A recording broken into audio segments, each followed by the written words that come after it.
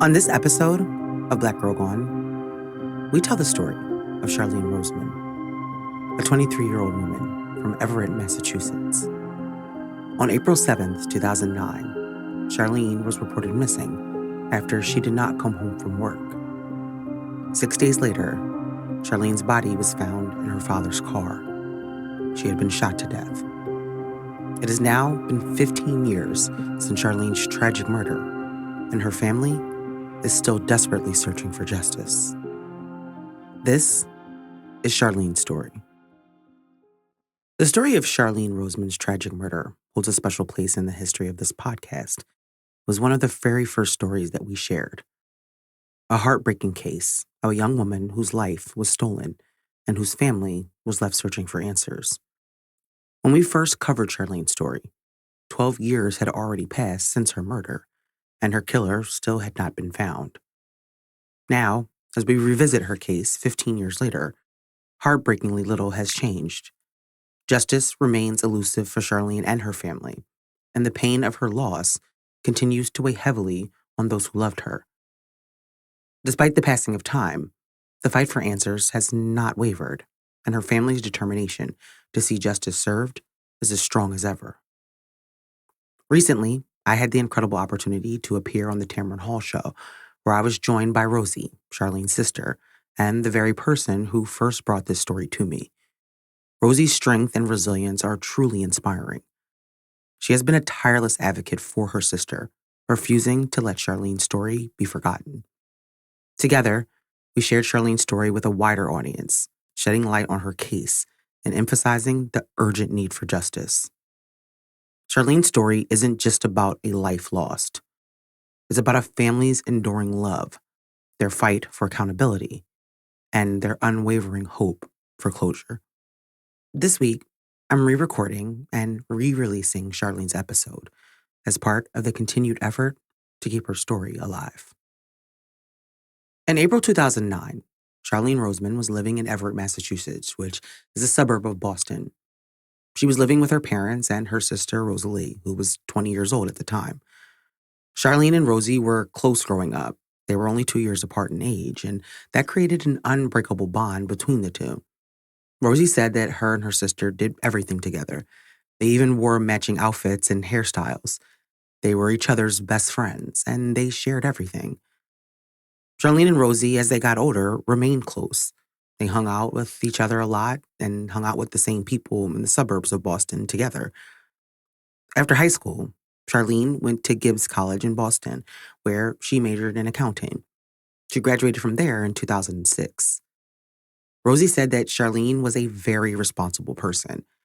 At 23, Charline liked to hang out with friends and date, normal things like that. But work was important to her, and she had eventually started working at a local car dealership called Herb Chambers. And that's where she was working in April 2009.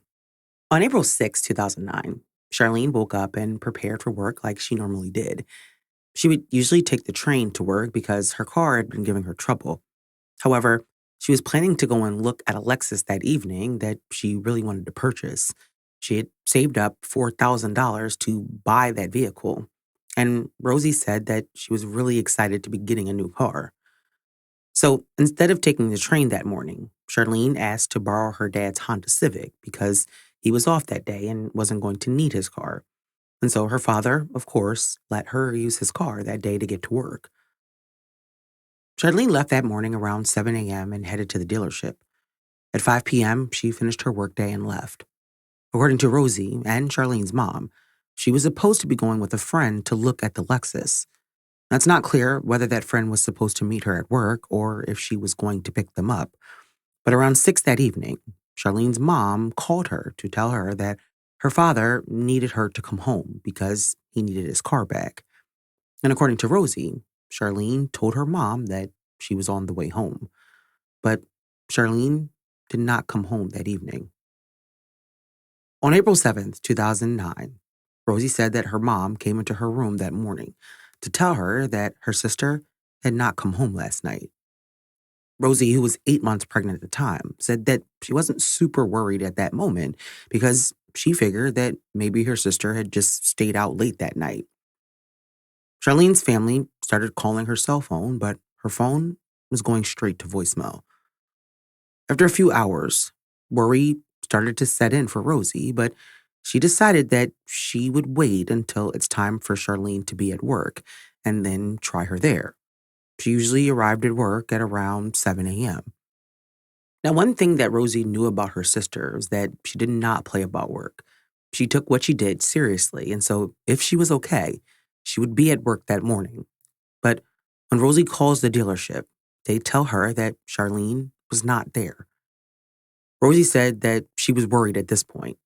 She knew that this behavior was not normal for Charlene, especially the part where she didn't show up for work. But she wasn't sure what that meant, and she really wasn't sure at that point if that meant something bad happened to her sister or not. But the hope was that she was okay and that she would turn up soon. However, hours went by and Charlene did not show up. She never went to work, and her phone was still going to voicemail. Rosie said that around 11 a.m. that morning, her father came into her room and asked her to go with him to the police station so that he could file a missing persons report. At this point, however, it had been less than 24 hours since Charlene was last seen. And so Rosie's response to her father when he asked her to go was that Charlene wasn't missing. I can only imagine, as her sister, what it must have taken for her mind to actually settle on the idea that her sister was missing. At 20 years old, I'm sure that that was just unimaginable. And so she probably really was subconsciously feeling like this can't possibly be happening to her and her family. But as a father, Charlene's dad instinctively knew that something was wrong. And so he didn't need 24 hours or 48 hours. He knew he needed to go to the police. And so Rosie and her father go to the police station and they get the typical response from the police that we see time and time again in these cases. She's 23, so maybe she doesn't want to be bothered, and it hasn't been 48 hours, so technically she's not missing, so on and so forth. But Charlene's dad and Rosie are trying to tell police that Charlene is missing. However, police will not take the report. And so Rosie, at 8 months pregnant, is left to start searching for her sister on her own. Rosie was the one who knew Charlene's friends, who they were, and where Charlene hung out. And so she knew that her parents wouldn't even know where to really begin. And so Rosie took on the task of searching for Charlene herself. She started by reaching out to Charlene's friends to see if they had spoken to her or if they knew where she might have gone on April the 7th, but no one seemed to know where Charlene was. However, one of Charlene's friends does tell Rosie about a man that Charlene was alleged to have been last seen with, and that she could take her to this man's house to ask him about Charlene. But Rosie said that Charlene's so called friend seemed unconcerned by what was happening. The Rosemond family was clearly worried about Charlene, but the person who was one of her closest friends was not. So Rosie, left with no other choice, continued to search for her sister. She had checked all the usual places that Charlene hung out or went, but there was no sign of her or her father's Honda Civic.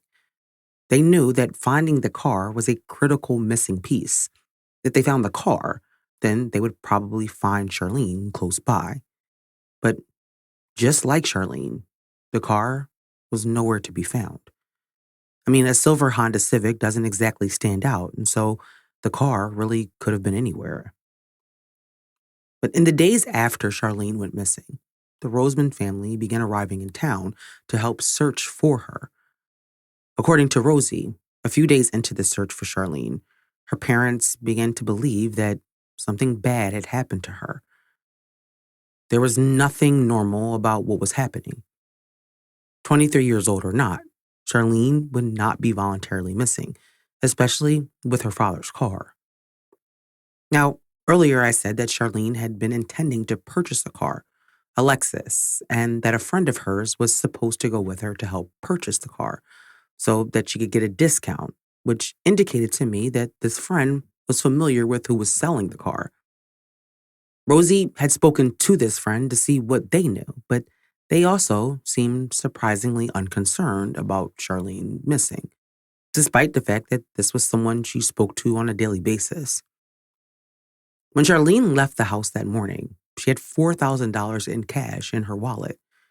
Now, both Rosie and Charlene's mother told her that she needed to be careful walking around with that kind of cash, but she didn't think much of it. She was going to buy a car. Rosie said that a few of the people that Charlene thought were her friends just really seemed to be unbothered and unconcerned about her missing. Everyone who knew Charlene knew that she was responsible and that she was reliable. And so, why weren't they worried too? 6 long days passed, and there was still no sign of Charlene. A week that was supposed to be filled with celebration and love was a week of pure hell for the Rosemond family. Rosie's birthday is April 11th. She turned 21 the week her sister disappeared. She couldn't celebrate. She couldn't be happy. Their other sister was also getting married that week, and they were all supposed to go to Florida for her wedding. Everyone, including Charlene. But instead of parties and laughs, the Rosemond family was grieving and desperately searching for Charlene. On April 13th, Rosie got a call from a friend of hers who told her that she needed to call the Sommerville Police Department. Sommerville is a suburb that is close to Everett, where the Rosemonds live. Rosie said that at the same time she received the call from her friend, her dad also got a call. What happened next would forever alter the course of Rosie's life and shatter the world of her family that they once knew. It was an event so devastating, so unimaginable, that its impact would be felt for years to come. For Rosie and her loved ones, the search for answers would soon become a fight for justice, a fight that would test their strength, their faith, and their hope. On April 7th, 2009, 23-year-old Charline Rosemond left for work with $4,000 in cash, intending to buy a car when she got off. But after leaving work, she disappeared. And 6 days later, her family received a call that changed everything. After missing for nearly a week with no trace of her anywhere, Charlene's family was living a nightmare. But on April 13th, her family would finally learn what happened to her. In Rosie's own words, here's what happened next. My dad gets a phone call from his cousin, who's a taxi driver, but my dad can't hear him. There's a lot of noise in the house. There's a lot going on. And my dad gives the phone to my brother-in-law. And so my brother-in-law takes the phone and he goes in the room.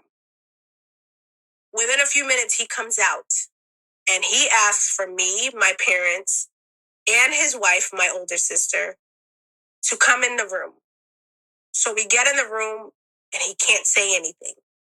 His lips won't move. And my dad is like, what is it? What is it? And he won't say anything. And my dad asks him, is it Charlene? And he shakes his head, yes, still no words. And my dad asks, is she dead?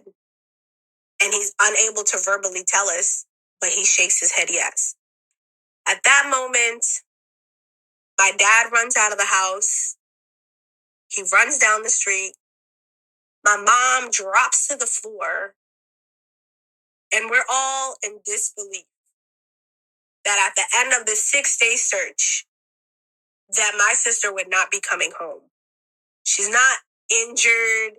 She's not in critical condition, that she is deceased.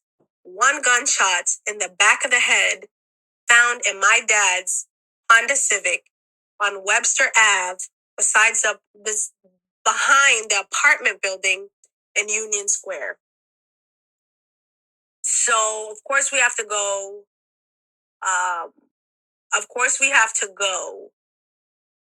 And we get there. And for me, in order for it to seem real, I need to confirm that this is a license plate for my dad's car. There's crime scene tape everywhere. Of course, I can't go up to the car, but I need to confirm the plates. So once I see the plates, I realize that this is really my dad's car. And I realized that at that moment, like, our lives have changed forever. Once Rosie and her family received the devastating confirmation that Charline was in fact dead, gone, they faced the heartbreaking task of going to the medical examiner's office to formally identify her body. But because Charline had been shot in the back of the head, the gunshot had created what Rosie described as an extra large egg-sized hole in her head. And so they had to identify Charline by a photograph. But undeniably, it was her. The pain and devastation that engulfed Rosie and her family is unimaginable. At 23 years old, Charlene's life had ended so violently, so unnecessarily. But with everything that Rosie knew about her sister and her movements the day that she went missing, had given her hope that at least they would get justice. The $4,000 that Charline had taken with her to work was gone, and so both police and the Rosemonds believed that robbery was the motive. Rosie told police everything that she knew about the people last known to have seen her sister, but police didn't make any arrests. A few days after Charline was found dead, the Rosemonds laid her to rest. But the same friends that were unconcerned that Charline was missing didn't even bother to come to her funeral to pay their respects to her grieving family. 2 weeks after she was laid to rest, Rosie gave birth to her son. Rosie said Charline really wanted her to have a boy, a nephew that she never got a chance to meet. The police investigation led detectives to believe that Charline was a victim of robbery. Evidence shows that whoever shot Charline had been sitting in the rear driver's side seat when they murdered her. They also believe that it is possible that someone else was sitting in the front passenger seat. Police questioned several people in Everett and Sommerville, including the people that Rosie had told them about, but still, no arrests were made. A month after Charline was murdered, an arrest was made in the case, but not for her murder, for perjury.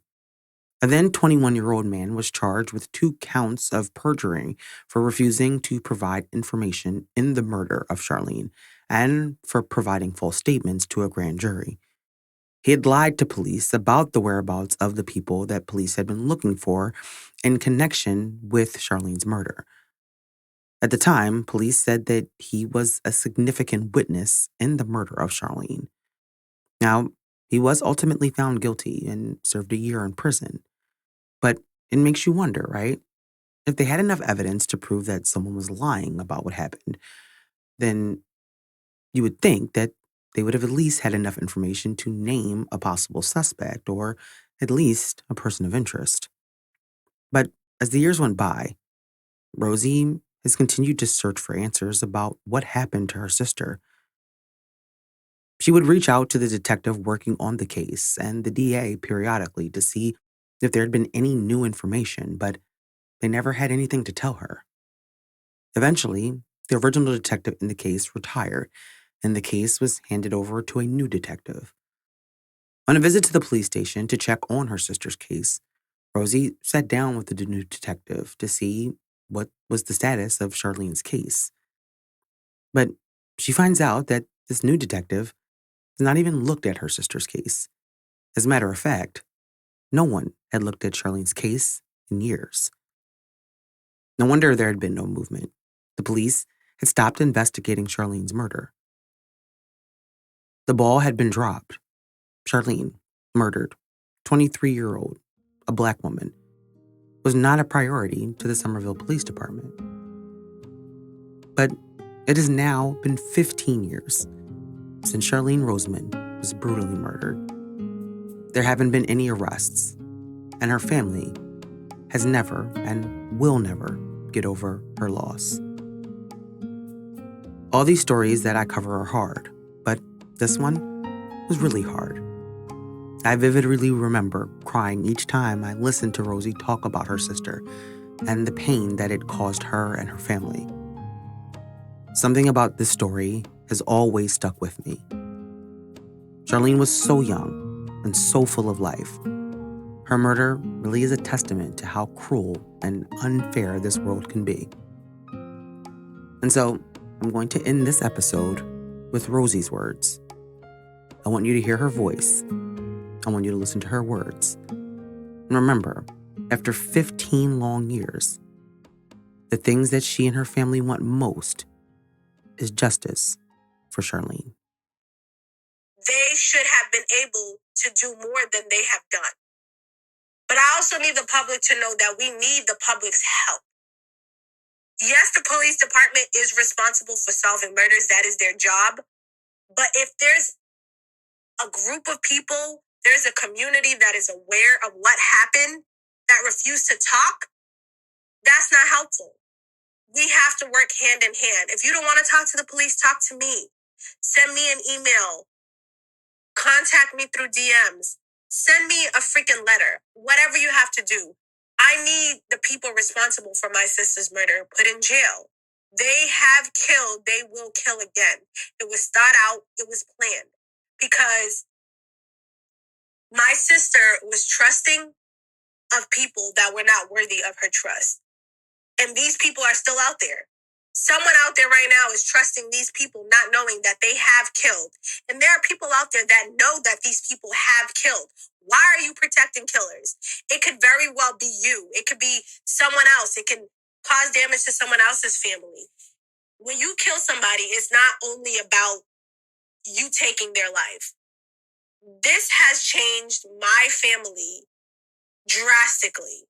It has changed me as a person. I view the world differently. I view people differently. I smile, I joke, I laugh. I have a lot of personality. But part of me is dead inside. And I don't think it'll ever be revived. My son is such a great part of my life. He brings me so much happiness. My nieces bring me so much happiness. My parents, my sisters, my brother-in-law. But there's just a part of me that has died when my sister died. And every day that we don't get justice, it dies a little bit more. My grandfather, he died in 2017. And although he had memory loss, he always remembered the fact that my sister was murdered. And he always asked me if they have caught the people and put them in jail.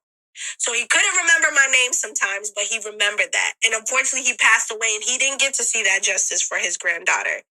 And it's been 11 years now. I've done 2 interviews with Bob Ward from Fox 25 News. Thank you to him for Unsolved Murders.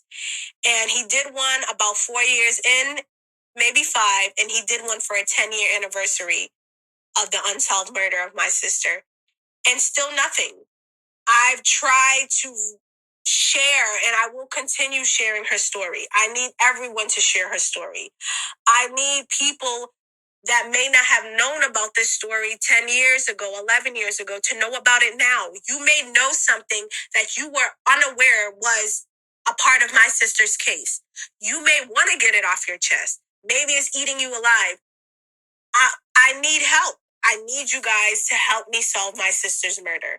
You know, I see so many people sharing other people's murders and stories from all over the world. I want my sister's story and her murder to be a part of the ones you think about.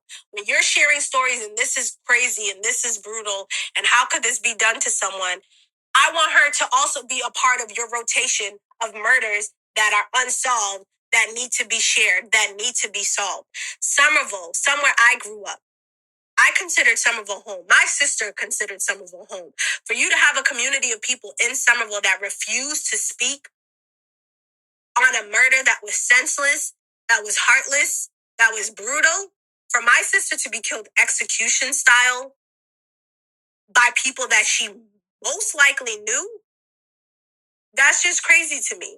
And for people to have that information and to hold it in their heart and not feel that they need to speak, this could have been solved 11 years ago, 10 years ago, but somehow it hasn't. These people probably feel like they've gotten away with it. You haven't.